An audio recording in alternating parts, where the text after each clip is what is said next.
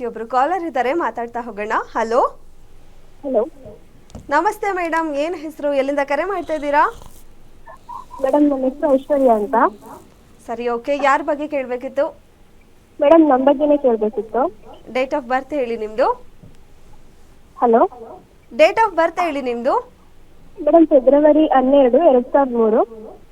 12 February 2003. ಹುಟ್ಟಿದ ಸಮಯ ಬೆಳಗ್ಗೆ 8:25 ಮೇಡಮ್. ಓಕೆ. ಹುಟ್ಟಿದ ಊರು ಚನ್ನಗಿರಿ ತಾಲೂಕು.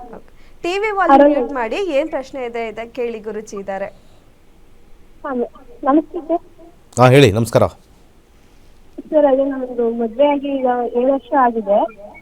ಡಿವೋರ್ಸ್ಗೆ ಹಾಕಿದ್ದೀವಿ ಸರ್. ಅದು ಡಿವೋರ್ಸ್ ಏನಾಗುತ್ತೆ ಅಂತ 1-2-3 ಇಯರ್ಸ್ ಕೋರ್ಟಲ್ ಕೇಸ್ ನಡೀತಾ ಇದೆ, ಯಾವುದು ಮೂವ್ ಆಗ್ತಾ ಇಲ್ಲ. ಡಿವೋರ್ಸ್ ಆಗೋದು ಕಷ್ಟ. ನಿಮ್ಮ ಜಾತಕದಲ್ಲಿ ಡಿವೋರ್ಸ್ ಕಾಂಬಿನೇಷನ್ ತೋರಿಸ್ತಾ ಇಲ್ಲ.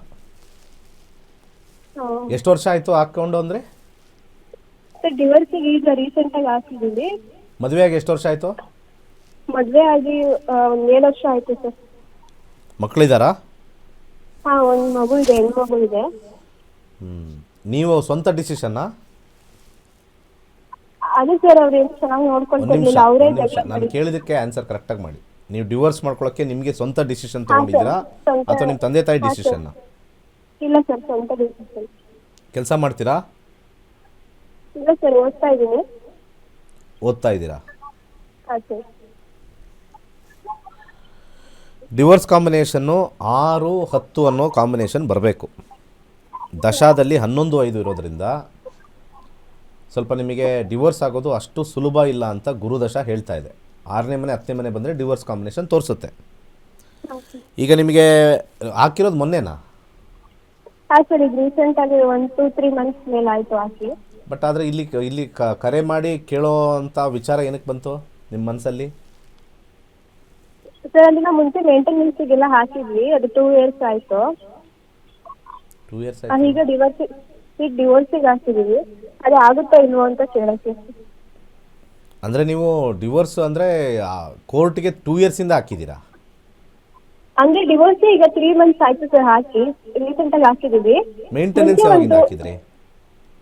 ಸರ್, ಮೇಂಟೆನೆನ್ಸ್ ಯಾವಾಗಿಂದ ಹಾಕಿದ್ರಿ? ಸರ್, ಅದು ಈಗ 2 ಇಯರ್ಸ್ ಬ್ಯಾಕ್ ಹಾಕಿದ್ವಿ ಸರ್. ಆಗಿನ್ನು ಡಿವೋರ್ಸ್. ಮೇಂಟೆನೆನ್ಸ್ ಅಂತಂದ್ರೆ ಅರ್ಥ ಅವತ್ತಿಂದನೇ ನೀವು ಇಲ್ಲಿ ಜೊತೆಲಿಲ್ಲ ಅಂತ ಅರ್ಥ ಅಲ್ವಾ? ಹಾಂ ಸರ್, ಅವಾಗಿಂದನೇ ಗೊತ್ತಾಗಿಲ್ಲ ಸರ್. ಏನೇನೋ ಕನ್ಫ್ಯೂಸ್ ಮಾಡ್ತೀರಾ ನಮಗೆ. ಹಾಂ ಸರ್, ಈಗ 2.5 ವರ್ಷ ಆಯ್ತು ನಾನು ಅಪ್ಪ ಅಮ್ಮನ ಮನೆಯಲ್ಲಿದ್ದೀನಿ. ಮೇಡಮ್, ನೀವು ಯಾವ ಡೇಯಿಂದ ನೀವು ಅಲ್ಲಿಂದ ಆಚೆ ಬಂದರೂ ಅವತ್ತಿಂದನೇ ನೀವು ಡಿವೋರ್ಸ್ ಅನ್ನೋ ಮೈಂಡಲ್ಲಿ ಇರುತ್ತೆ. ಅದು ಕೋರ್ಟ್ಗೆ ಹೋಗಿ ಮಾಡಿ ಹಾಕ್ಕೊಳ್ಳೋದು ಅದು ಬೇರೆ, ಅದು ಮೇಂಟೆನೆನ್ಸ್ ಎಲ್ಲ ಆಗಿ. ಬಟ್ ಇವಾಗ ಗುರುದಶ, ಗುರು ಭುಕ್ತಿ ನಡೀತಾ ಇದೆ. ಶನಿ ಭುಕ್ತಿ ಬಂದಾಗ 4ನೇ ಮನೆ ಅದು ಸ್ವಲ್ಪ ಕಷ್ಟ. ಅದು ಡಿವೋರ್ಸ್ ಕಾಂಬಿನೇಷನ್ ನಿಮ್ಮದ್ರಲ್ಲಿ ತುಂಬಾ ಟಫ್ ಇದೆ, ಅಷ್ಟು ಈಸಿಯಾಗಿಲ್ಲ. ಯಾಕೆ ಅಂತ ಗೊತ್ತಿಲ್ಲ. 26 ಮಿಡ್ಡಲ್ಲಿ ಆಗ್ತಕ್ಕಂಥ ಕಾಂಬಿನೇಷನ್ ತೋರಿಸುತ್ತೆ. ಅದು ಅಂತರ್ಭುಕ್ತಿಯಲ್ಲಿ ಮಾತ್ರ ನಾನು ಸೆಲೆಕ್ಟ್ ಮಾಡ್ತಾಯಿದ್ದೀನಿ. ಕೆಲವು ಗ್ರಹಗಳು ಅದು ಶುಕ್ರನ ಕಾಂಬಿನೇಷನ್ ಅಂತ ನೋಡ್ತಾ ಇದ್ದೀವಿ. 26 ಜೂನಿಂದ ಅಕ್ಟೋಬರ್ಗೆ ಒಂದು ಟೈಮ್ ಸಿಗುತ್ತೆ.